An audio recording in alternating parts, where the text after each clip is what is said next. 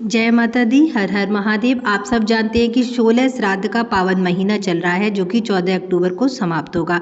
इस समय श्री देव पितृ शिव महापुराण की कथा गुरु जी के द्वारा कोटा राजस्थान में आयोजित हो रही है, जिसमें गुरु जी ने पितृ पक्ष के दौरान पितृदेव को तृप्त करने के लिए कुछ उपाय बताए हैं। आज की वीडियो में हम उन्हीं उपायों की बात करेंगे। तो बिना देर किए आगे बढ़ते हैं, बात करते हैं अपने पहले उपाय की। इस उपाय को करने के लिए आपको लेने होंगे 3 सफेद फूल और 3 चावल के दाने जो कि खंडित ना हो।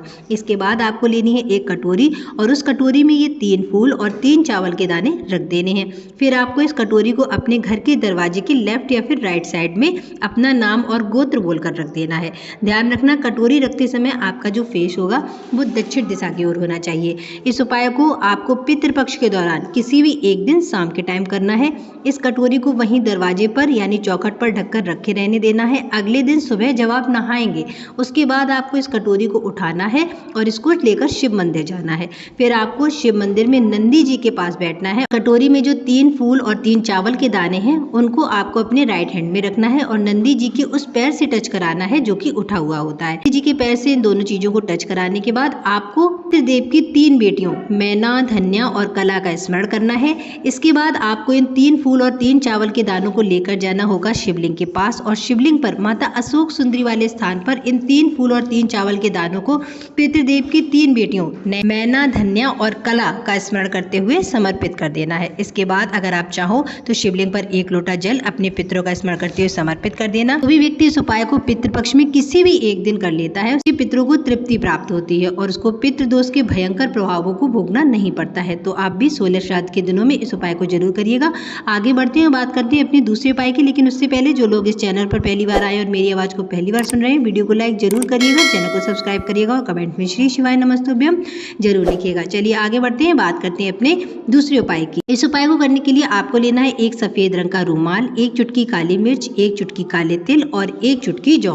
अब आपको इन 1 चुटकी काली मिर्च, 1 चुटकी काले तिल और 1 चुटकी जौ को इस सफेद रूमाल पर रखकर एक पोटली बनानी है और फिर आपके घर के आसपास जहां पर भी कोई नदी, तालाब, सरोवर हो वहां पर इस पोटली को दक्षिण दिशा की ओर फेस करके प्रवाहित कर देना है, पितरों के देवता आर्य मां का स्मरण करते हुए। अगर आपके घर के आसपास कोई नदी, तालाब या सरोवर नहीं है तो आप इस पोटली को पीपल, बरगद या फिर बेल पत्र के पेड़ के नीचे समर्पित कर देना, अब पितरों के देवता आर्य मां का स्मरण करते हुए। इस उपाय को आपको सुबह 10 से 12 बजे के बीच में कर लेना है क्योंकि ये समय पितरों का समय माना जाता है। आगे बढ़ते हैं, बात करते हैं अपने तीसरे उपाय की। इस उपाय को करने के लिए आपको लेना है एक स्टील का पात्र, उसमें गौ माता का कच्चा दूध भरना है। फिर आपको इस दूध के पात्र में 1 बेलपत्र और 1 चुटकी काले तिल डालने हैं। ध्यान रखना, जो बेलपत्र आप लोगे वो कटी फटी नहीं होनी चाहिए। फिर इस स्टील के लोटे को लेकर आपको अपने पूरे घर में हर कमरे में घूम लेना है, बाथरूम और टॉयलेट को छोड़कर, और फिर आपको इस पात्र को लेकर पीपल के पेड़ के नीचे दोपहर के 12 बजे जाना है और इस पात्र के दूध, बेलपत्र और काले तिल को अपने पितरों का स्मरण करते हुए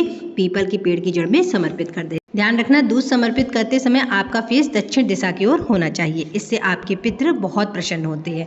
चलिए आगे बढ़ते हैं, बात करते हैं अपने चौथे उपाय की। इस उपाय को करने के लिए आपको लेनी है एक कटोरी और उसमें भरना है गंगा जल और 1 चुटकी काले तिल और 1 चुटकी जौ आपको इसी गंगा जल की कटोरी में डाल देनी है और फिर इस कटोरी को लेकर आपको अपने पूरे घर में घूम लेना है। जितने भी कमरे आपके घर में हैं उन सब में आपको इस कटोरी को लेकर जाना है, केवल टॉयलेट और बाथरूम को छोड़कर।